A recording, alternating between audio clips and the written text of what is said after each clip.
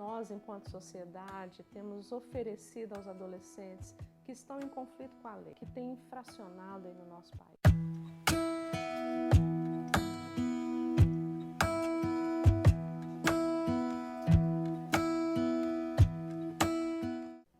Seja muito bem-vindo ao canal Psicologia com Mônica. É um prazer ter você aqui comigo. Hoje vamos conversar um pouquinho sobre os adolescentes e seus embaraços aí com a lei. Nós temos no país dois documentos que são muito importantes e que norteiam as políticas a esses adolescentes. Nós temos o Estatuto da Criança e do Adolescente e nós temos o SINASE. O Estatuto da Criança e do Adolescente, embora esteja aí completando o ano que vem 30 anos, ainda enfrenta uma crise que precisa ser revista. Nós temos aí uma crise na forma da implantação do Estatuto da Criança e do Adolescente, onde sabemos que estamos muito longe de fato oferecer à infância e adolescente um olhar de prioridade, com políticas que sejam efetivas do ponto de vista social, do ponto de vista econômico, do ponto de vista educacional. E nós temos também aí uma crise ligada à interpretação do ECA. Depois desse tempo todo aí, onde pessoas têm trabalhado para poder mostrar o valor desse documento, desse marco legal, infelizmente nós temos no nosso país, aí no alto escalão, pessoas que dizem que o ECA veio para estabelecer somente direitos às crianças e aos adolescentes. Isso não é verdade. Quem diz isso, de fato, não conhece a norma e nem está conhecendo aí a sua implantação. O Estatuto da Criança e do Adolescente estabelece direitos que são importantes mesmo a essa faixa etária, mas estabelece deveres. E é dever da família, é dever da sociedade e é dever do Estado cuidar das questões ligadas à infância e à adolescência. E se a gente fala que é dever da família, a criança e o adolescente ele está aí colocado nesse grupo, Então nós precisamos de um outro olhar. Quando a gente fala do SINASE, que é um documento aí, talvez não tão divulgado, mas ligado aos adolescentes em conflito com a lei, é o sistema nacional mesmo que rege as políticas, as medidas socioeducativas. Então, quando eu perguntei a você o que nós, enquanto sociedade, podemos fazer, na verdade, nós já fizemos. O artigo 12 do Estatuto da Criança e do Adolescente, ele estabelece que, caso o adolescente ele cometa um ato infracional, ele vai responder por uma medida chamada medida socioeducativa. Essa medida, ela tem um caráter, sim, de uma medida de segurança. É o juiz que vai estabelecer essa medida, então é dentro do judiciário, um processo ele vai ser instaurado para que esse adolescente perceba a gravidade, a seriedade do que está fazendo. E essa medida ela vai ter um caráter aí educativo. Por isso que hoje, não hoje, mas há quase 30 anos, nós rompemos com a lógica de ter FEBEMs, que eram consideradas aí as fundações do bem-estar do menor. E passa-se a ter unidades que são chamadas de socioeducativas, entendendo aí que esse adolescente, para que ele consiga entender a importância mesmo do crime, do ato infracional, ele precisa de ter todo um suporte educacional. Então, assim, as medidas elas são apresentadas e impostas mesmo. Esse adolescente ele vai ter que cumpri-las. Elas são chamadas de medidas porque é o juiz que vai determinar.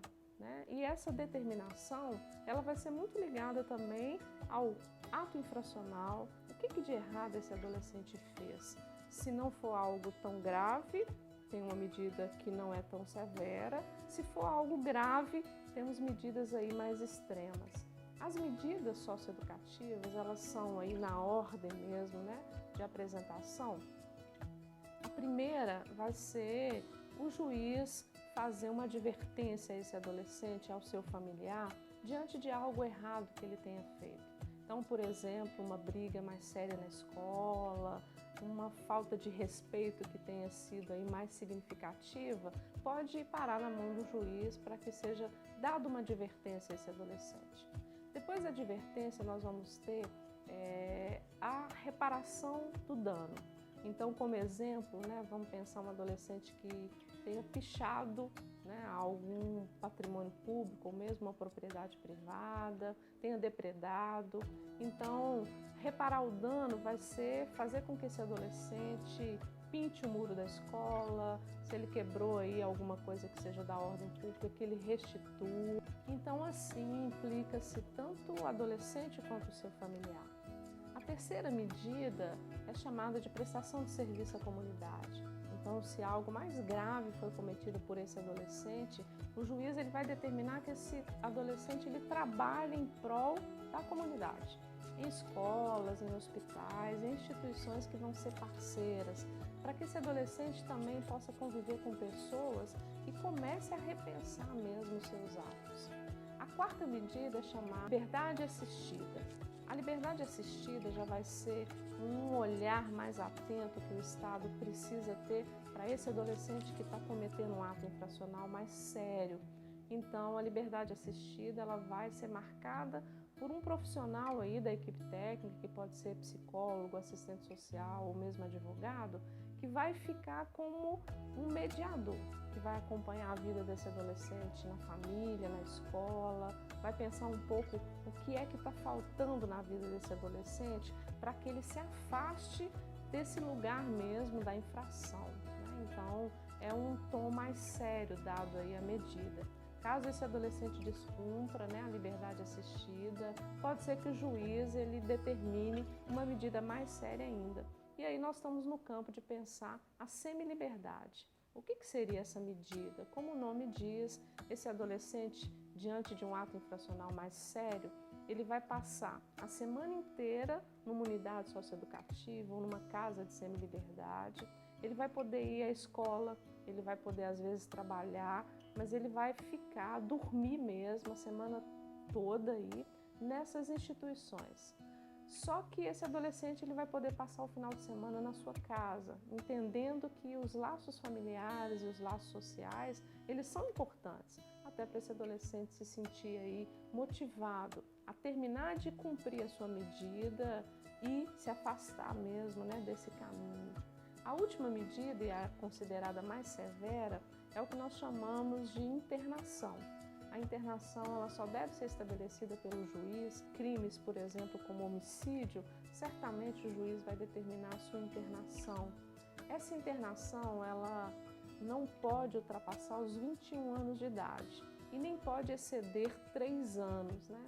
Então, uma vez estabelecida a medida de internação, esse adolescente ele vai para uma unidade chamada de socioeducativa, ele vai ficar preso e vai ser acompanhado.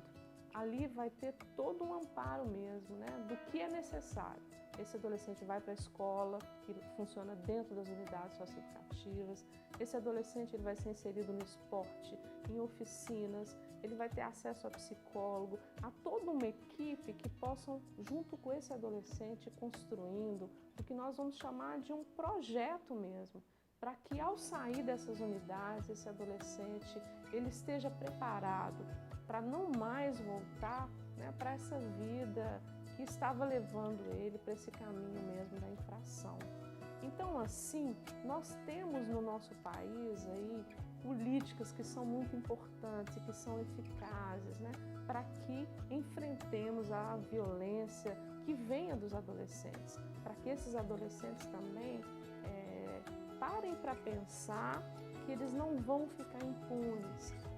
Mas para isso a gente precisa de fato de mais investimento ainda, né? O Estado, a União tem que olhar de fato, né, para o sistema socioeducativo como essa possibilidade mesmo desse adolescente se estruturando e tendo todo um amparo para que ele possa, aí, ao estar livre da sua medida, inserido, né? Nós vamos entender mesmo que o poder público ele deve agir bem antes, né? bem no início mesmo da vida, tanto de crianças quanto adolescentes. Mas se ele não fez isso, que ele invista, né? Que ele assuma, junto com toda a sociedade aí, algo que possa vir para que esse adolescente se restabeleça e tenha assim a sua vida preservada. Espero que você esteja inscrito no canal Psicologia Econômica. Se não está, o faça nesse momento.